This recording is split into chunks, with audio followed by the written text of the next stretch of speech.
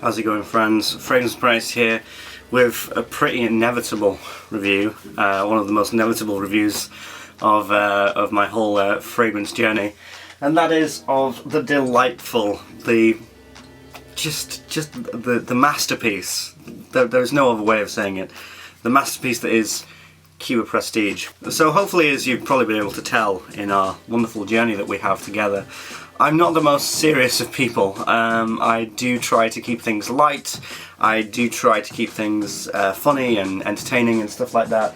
And when you're sort of the way that you go about things is like that, then you are completely embrace what this is. You're very drawn to it, and I love it. It's cheap as hell. It's very tacky. Most things about it are pretty tacky and very flimsy and stuff like that. And you know something, that's I love stuff like that, to be completely honest. I'd rather take this and buy this than the overindulged, overly entitled, arrogant, snobby invasion barbare. But yeah, I digress. So let's just get straight into it. Would I like this? I don't know how somebody could not like this, to be completely honest. I love it. I have an absolute undying love for this fragrance. That's the first thing you gotta know about it. But yeah, I mean, loads of people have heard of Cuba Paris. It's a name that goes around. It's a really good self-aware company. They know that they're not like a high-end boutique, or like, you know, they're not even trying to be like a mid-end designer company. They know that they're rip-off artists, essentially, and they're proud of it, which is very charming. So what I'd recommend is somebody who is very interested in a very, very loud cheapie. A really good quality cheapie. They're interested in getting an autumn fragrance, but they don't want to splash out. They really just don't want to splash out. They want something that's just kind of good and solid. This is kind of like a fragrance that a lot of just sort of everyday Joes and everyday men sort of dream of. It's this loud, good smelling fragrance that's like below £30. In fact, over here in the UK it's below 10. So it's what dreams are made of. In one respect. But yeah, you just want a loud, cheap, good gourmand, or you're interested in angel men, but you just don't really want to, you know, fork out that kind of money at the moment. Yeah, there's so many good reasons to like this and to want to buy it and to go for it. So the presentation for Cuba Prestige is art, and you know it. But to be serious, it's quite good actually. That is, to a degree, embossed like a snake skin kind of a thing, and it rattles, and I thought it's obviously an artistic purpose. It's not just snake skin, it's rattlesnake skin.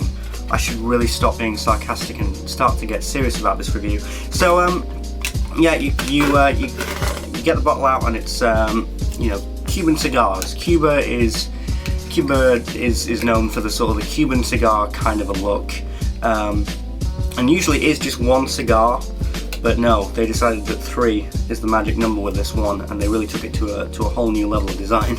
Got this kind of crazy, don't know if you can see that, like the white kind of thing in here. I'll see if I can, don't know if I can take this out. I don't know if I want to take it out, it might ruin the whole thing.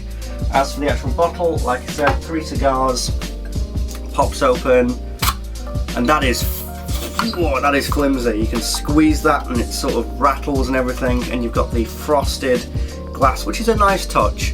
You've got the Cuba sticker, which you could so easily pull off. God, bloody brilliant. So I'm going to give it a rating. I'm going to give it a rating straight out. In all seriousness, it's a 6.5, and the 0.5 is for the entertainment and humour value of the presentation in general. But as an actual, you know, real life, real scenario kind of rating of presentation, it's really quite flimsy. It is quite cheap, but it gives it a charm, and that's what the 0.5 is for. It's purely for charm. So 6.5. There we go. Let's get through the overall scent really quickly. I've got it sprayed here, and I'm gonna, where is it now? There it is. I'm gonna spray it openly onto there and see what we get.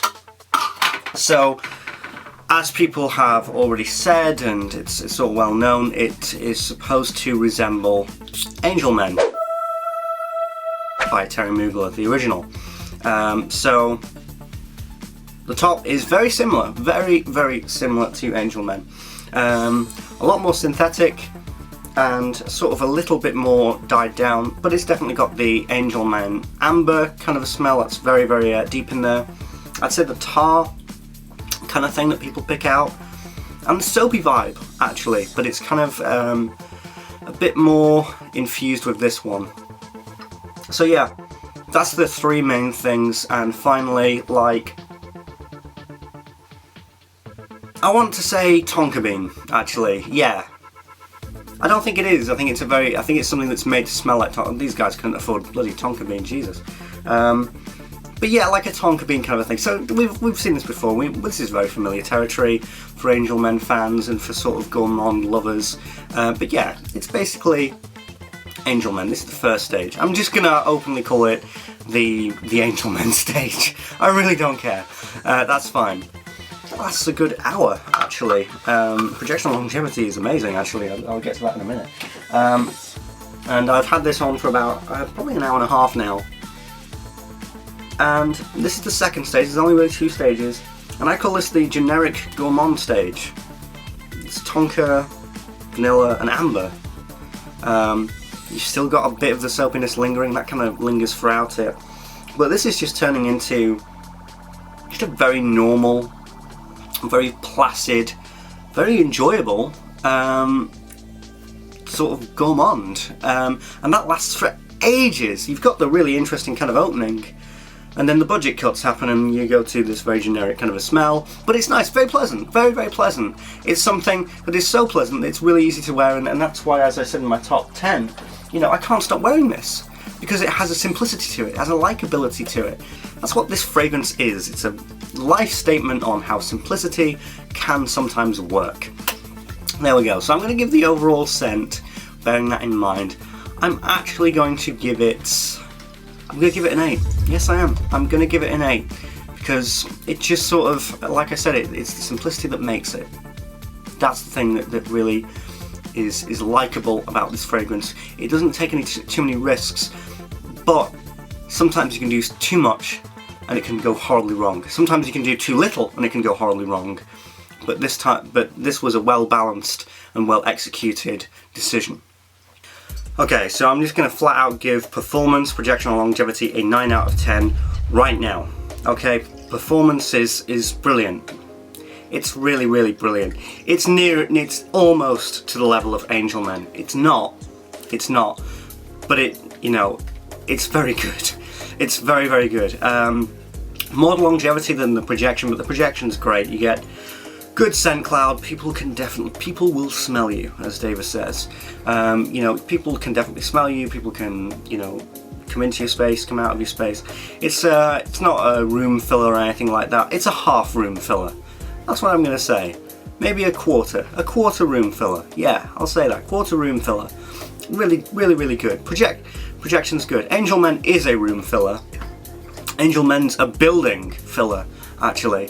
But no, with this, it's like a quarter to a half room filler. I am making this up. This is not terminology that I'm saying right now, but if you can kind of read between the lines, it's good projection. That's what you need to know. Longevity, 8 to 10 hours on my skin. I could imagine that there could be some variation, but I had it on last night, had it on in the evening, woke up and I could still smell it. It wasn't as loud, but it was there. So yeah, that's brilliant. My final take on it is, as you can tell, I really do enjoy this one. I've been wearing it a super amount. It wasn't really supposed to be in my top 10 autumn fall list.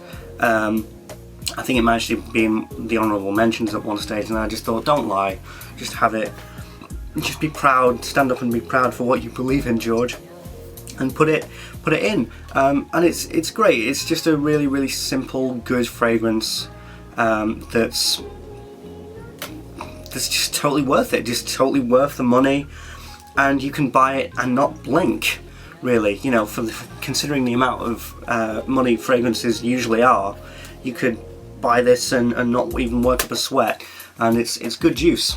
And like I said, I think I said before, if you've ever been intrigued in what Cuba Paris does and how close their fragrances are, or what quality of fragrances they have, you know, you're just genuinely interested in what they do, then I think this is one of their finest pieces of work, actually. So I'd recommend it for that reason as well.